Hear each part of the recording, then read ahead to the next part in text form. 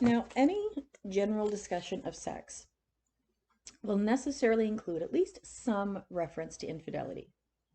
Whether you're dating or living together or married, infidelity can be an issue. And um, even if we're not referring specifically to sexual infidelity, I've had conversations with students in the past about what it means to have an emotional relationship with somebody else or to develop an emotional dependence on somebody else. And you'll hear people say this, that their partner had what they refer to as an emotional affair with somebody. Well, the vast majority of us strongly disapprove of any kind of sexual infidelity, especially that including intercourse, although many would not make such a distinction, meaning whether actual intercourse occurred or not, being physical sexually with somebody was still considered cheating. Oral sex is still cheating. Kissing is still cheating. This is not the place you're going to be able to split hairs. You can't say, well, I only touched them above their clothes and expect that to be an acceptable explanation. And, this is not something that's pleasant to consider, is it? That one day you might discover that somebody you are completely committed to has been unfaithful to you. But it occurs a lot more often than you think. As indicated in the text, it's estimated that 21% of women and 32% of men are unfaithful in a sexual manner at least once. In terms of intercourse specifically, about 1 out of 5 wives and 1 out of 3 husbands take their infidelity that far. Now, in as unjudgmental a way as possible, why is it that research indicates men tend to be unfaithful more? Well, it makes sense if you think about what we've already discussed. Women are more likely to be motivated by emotion when deciding to have sex. Men are less likely to be motivated by emotion. And remember, in a previous lecture, we talked about how men generally have a more positive attitude towards casual sex. So it makes sense then that men would have at least a somewhat higher rate of infidelity than women, and that gay men have the highest rates of sex outside their relationship. Now, don't take this as saying that men are dogs, they're lowlives when it comes to sex, because that would not be accurate. In any equation, there's going to be one group in the majority and one group in the minority when you're comparing two things. That is the law of averages, and it just so happens in this equation, men are more likely to have sex outside of a committed relationship. You could say that some men have a different sociosexual orientation, which are their trait-like collections of beliefs and behaviors that describe their feelings about sex. So don't panic, it's not quite as complicated as it sounds. Sociosexual orientation, which is also just sometimes called sociosexuality, these are the individual differences in the willingness to engage in sexual activity outside of a committed relationship. People who are more restricted sociosexually are less likely to engage in casual sex. So these are people who prefer to have sexual contact within a committed relationship. People who are more unrestricted sociosexually are more willing to have casual sexual encounters because they're more comfortable with them for whatever reason. And not surprisingly, people who are less restricted sexually are more likely to be unfaithful to a partner and more likely to have more sexual partners overall. Does evolution have anything to do with this? What I mean is, historically speaking, it was always considered very important for a man to have an heir, preferably many of them. And having heirs was also considered a sign of his masculinity. And men could do this in part because they were not the ones to carry a child. In all seriousness, their participation was and is minimal compared to that of the pregnant woman's. So having sexual relations with as many women as possible, from an evolutionary standpoint, made sense. For women, from an evolutionary perspective, it's been suggested that when they are unfaithful, it has something to do with what's known as the good genes hypothesis. And this says that some women look for two different kinds of partners. They look for long-term partners who are good providers. At the same time, they look for men with good genes for reproduction. Makes you feel kind of weird, doesn't it, to speak about this in such a clinical manner. In a study called Changes in Women's Feelings About Their Relationship Across the Ovulatory Cycle, this is exactly what it says. That women possess two kind of overlapping mechanisms to select their mates. With one, we look for a man who will likely produce quality children. He has good genes. And with the other, we look for a man who will likely look after us and our children well. So one leads to the preference for sexually desirable men who have really good fitness, for example. And the other leads to a preference for men who are going to be good providers. And evidence was found that demonstrate that a woman's preference for sexual desirability, meaning our preference for somebody with good genes, increases when women are most fertile during their ovulatory cycle.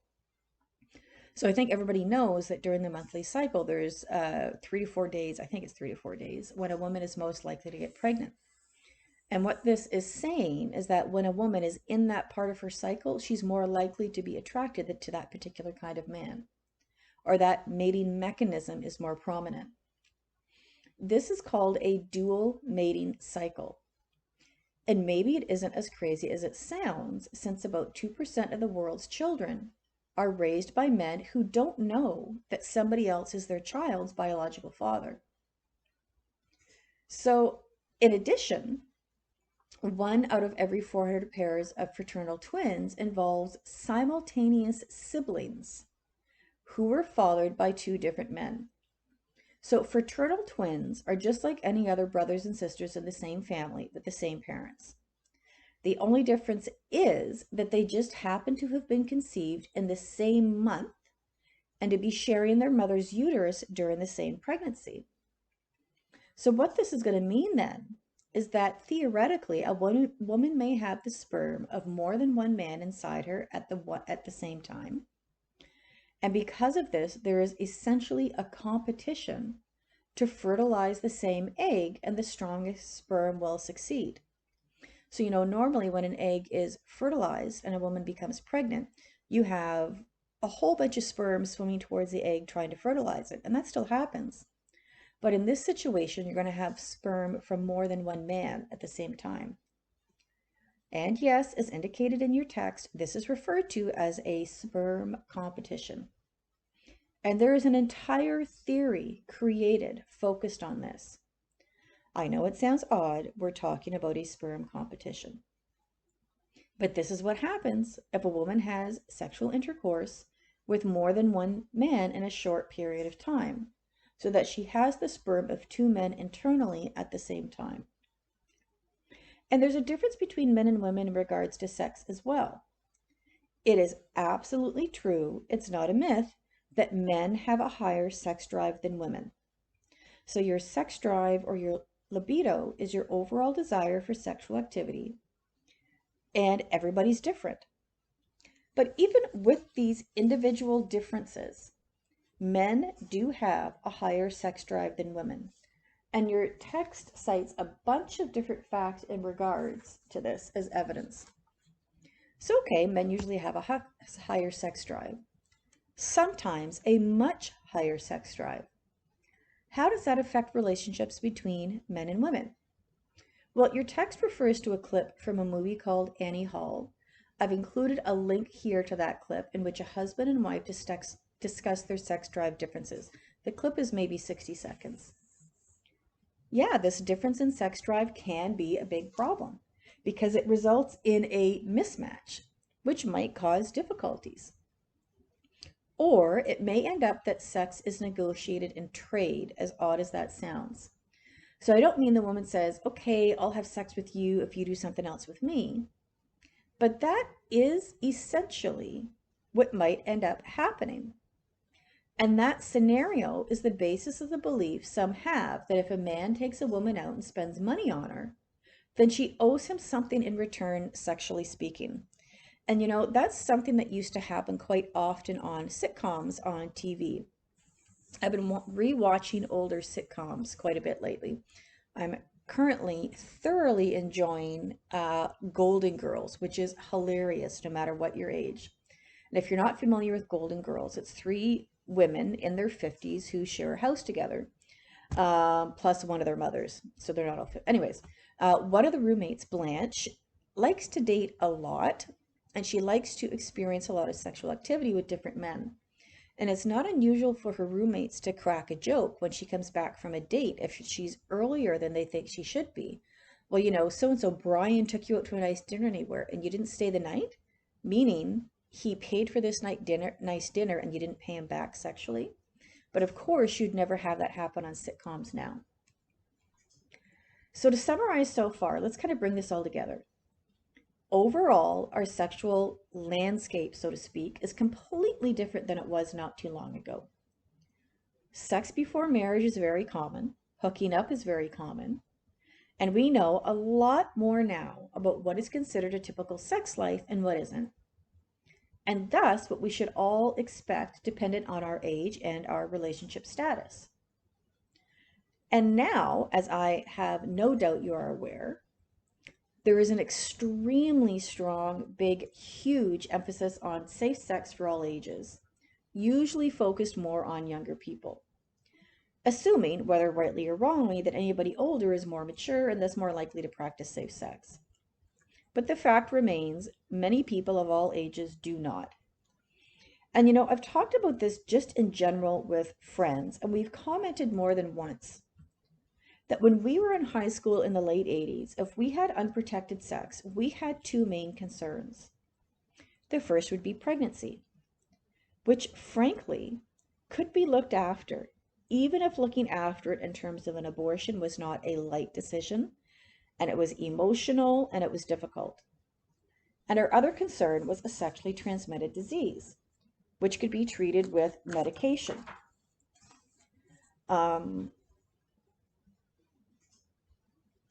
So in both situations, the solutions were not problem-free by any means, physically or psychologically, but at least there were solutions available. Now you have HIV, which cannot be eliminated in some way. Yet people still don't use birth control on a regular basis. Why?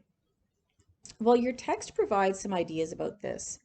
And before I even read through this chapter, if somebody asked me my opinion about why so many people do not use birth control, the first reason provided in the text is exactly what I would have thought of on my own.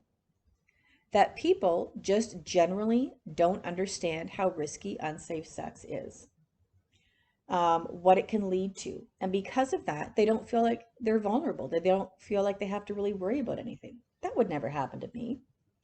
I'm not going to wind up pregnant or impregnating somebody. I'm not going to wind up with gonorrhea or something else. We underestimate the likelihood that somebody we date has a sexually transmitted infection, that they may not be aware that they have it and thus have not received any treatment, that they know they have it and don't care if they infect anybody else or not. We underestimate the probability that they would lie to us about anything. We underestimate the probability that something would ever happen to us, which is pretty common for young people to do. And I don't mean that in a patronizing way. I don't mean that in a, you haven't had as much life experience or life exposure as people older than you, and because of that, your sense of judgment and safety is not as developed. This is referred to as the illusion of unique invulnerability, the false belief that you are somehow safe from the dangers and misfortunes that affect other people. So you don't wear a seatbelt, or you text and drive because you're not the kind of person who would get into a stupid accident because of texting and driving, or you don't consistently use condoms. There's been research conducted in this regard, this feeling of invulnerability and sex specifically, for example, in regards to undergraduate students and pregnancy. One study proposed that one reason people often fail to use effective contraception methods is that they engage in a kind of systematic distortion of their likelihood of being involved in an unwanted pregnancy compared to other people. So, a survey of undergraduate female students found that sexually active women tended to see themselves as less likely than other students, less likely than other women their age, and less likely than women of childbearing age to become pregnant. And because of that tendency to make use of this illusion of unique invulnerability, this was related to the use of effective contraception. The more they discounted their chances of becoming pregnant compared to others, the less likely they were to use effective methods of birth control. And we also underestimate because we buy into the politically incorrect and completely incorrect stereotype that people with sexually transmitted infections, and certainly somebody who is HIV positive, sleeps around and looks like they sleep around, which is 100% false. If I asked you, why does somebody who is HIV positive, what do they look like? Or what does somebody with gonorrhea look like? There's no answer to those questions. But some people still generally think there's only one kind of person who usually finds themselves with a sexually transmitted infection, and they're just not that kind of person. Another reason some people do not use birth control is because of faulty decision making. They just make a bad decision. And yes, you can say the decision is stupid or immature or nonsensical. As simplistic as it sounds, it can come down to one bad decision. Even if people have birth control available, literally the condom is right beside them, they might decide not to use it. They get caught up in the moment and don't think about it. Or they remember they have condoms, but they decide, no, they really want to feel each other with no barriers. And as indicated earlier in speaking about hookups, alcohol has a direct effect on somebody deciding not to use birth control because it makes them less inhibited and it makes them less likely to think something through. Alcohol myopia is a cognitive physiological theory that refers to the tendency of alcohol to increase a person's concentration upon immediate events and reduce awareness of events which are distant. So myopia is simply what you call it when somebody is nearsighted. So alcohol myopia means they've been drinking and they're focusing on the here and now. They're not thinking of anything in the future. So in deciding not to get birth control, again, not to use it even when it's easily available, whatever the exact basis for the decision is, in part, it's motivated by being focused on the here and now without thinking about possible consequences, which, yes, tends to be more common for young people overall. And again, I'm not saying that by being up on my 50-year-old high horse looking down my nose at you, because I did incredibly stupid things as a teenager that very likely would have resulted in my death, and it was nothing more than dumb luck that they didn't. So I am in no way innocent of thinking I was infallible when I was younger. I totally did stupid things and didn't think about the future either. Another reason people might not use birth control is referred to as pluralistic ignorance, meaning that you wrongly believe that your feelings and beliefs are different from those of other people when they're not.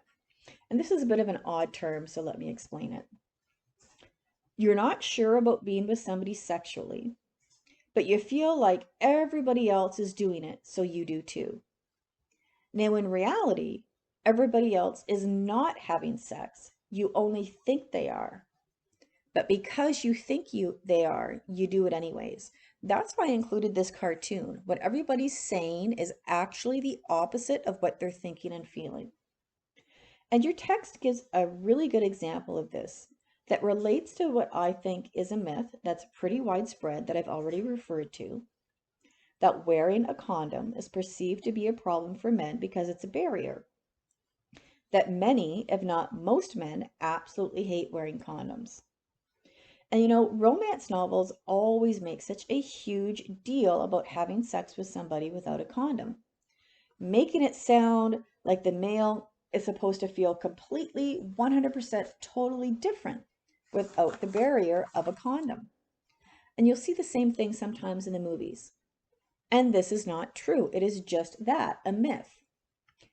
I am not male, but I assume there is in fact a difference in feeling between wearing a condom and not wearing a condom. But in speaking with my male friends, they'll tell me it's not a deal breaker. It's not such a difference that having intercourse while wearing one is just not good. But a lot of women commonly believe it is, that if they insist on a condom, it's going to be a problem. This is an example of pluralistic ignorance on their part. The girl or the woman thinks everybody else is having sex without condoms, so they do too. And because of this, decide not to insist on their partner wearing one if their partner is male. Another reason why birth control may not be used is a pretty uncomfortable one, because it is inequality in power. Oh, sorry, I missed a slide. So, these are often, I don't want to use the word excuses. These are often reasonings that will be offered for somebody to not wear a condom, with some pretty good comebacks to argue that. So another reason why no birth control, a power differential, inequality in power. And I say this is uncomfortable for me because an imbalance of power in a sexual relationship, from my perspective, can simply never be an okay thing. Now, I'm not referring to S&M relationships in terms of power play that both have consented to, that sort of thing, which I talk about in the other variations of sexual behavior course. I mean an imbalance of power, which will result in one person having more power than the other, which can easily result in one person dictating to the other how the sexual experience will proceed. Such as, I don't want to use a condom or a dental dam or spermicide or whatever. Remember the principle of lesser interest? There may be an imbalance of power because the person who cares more, who feels they have more to lose, so they have less power. Whether you're male or female, and whether your sexual partner is male or female, if you want to be with them more than they want to be with you, that gives them power, which makes me uncomfortable. Yet another reason for no birth control: abstinence-only education, as already mentioned, has an extremely negative effect on the use of birth control. And I want to be clear, this is not an opinion. This is not the conclusion reached by opinion-based pursuit of research. All research indicates this. When you read this in the textbook, remember that all abstinence-only programs are not the same. There can be large differences between them. But the study cited in the textbook, this study was actually called "The Accuracy of Condom Information in 3 Selected Abstinence-Only Education Curricula." And what it did was it reviewed the curriculum in 3 programs in the US that were federally funded, and they identified errors in the information presented in these programs. For example, it was found that in these 3 programs, they explicitly told teens that condoms fail to provide protection against HIV. They often misrepresented the research that was cited as well. So for example, they would report only the highest condom failure rates from study findings, and they didn't accurately explain in their programs the difference between typical use of contraceptives and absolutely perfect use of contraceptives, and then the failure rates associated with those. They often incorrectly compared HIV transmission rates with pregnancy risks. So the 3 programs they studied promoted misinformation about condoms, how permeable they were, meaning how easily something can pass through them. So as stated in the text and as indicated by all research, when teens have gone through abstinence-only education as their only form of sexual education, Um, and then they become sexually active before marriage, which the majority who go through these programs do. They are much less likely to use condoms or to use them consistently. What else can we look at in terms of why people don't use birth control? Well, what do you often see in those really bad teen movies that come out every few years? That young people, teens specifically, have very little self-control. This is the popular stereotype of young people, and it's not completely incorrect.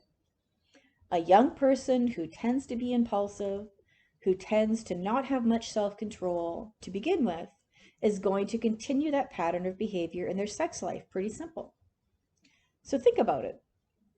A lack of self-control means a person is more likely to be impulsive, to act without fully thinking something through. They're more likely to take risks, such as not using birth control. Of course, it's going to include birth control as well. And what is the number one reason cited in research for not using birth control? Drum roll, please. That people feel there will be a decreased sense of intimacy and pleasure. Also, not a stereotype we just see in the movies. There are various reasons for this. A feeling that you're closer to your partner on an emotional level if there's no barrier between you in the form of a condom. An actual different feeling, so that physical sensations are different when a condom is used for both men and for women. So it's not just men here, it's women as well. This is the most commonly cited reason for not using birth control, specifically condoms. So there are a whole bunch of reasons. And it may be more than one reason at a time because they intersect and intertwine. Remember, it can all come down to one decision, just one. And that could potentially lead to something you're dealing with for weeks or months or years or for the rest of your life.